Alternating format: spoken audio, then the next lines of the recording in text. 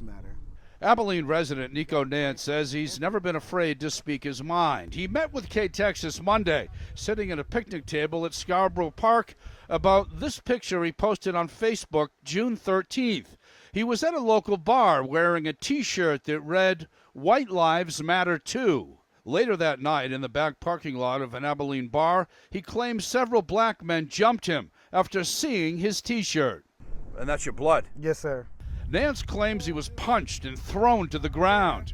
I was bleeding from my nose, and in the inside of my mouth I was bleeding. He says he never reported it to police, but he felt defeated. You wouldn't think people would be like this. And then something happened.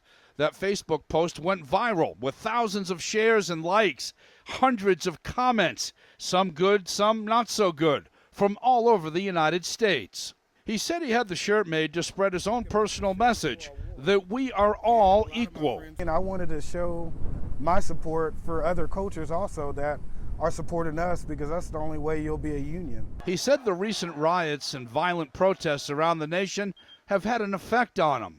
Just the violence right now is not the dream Martin Luther King had.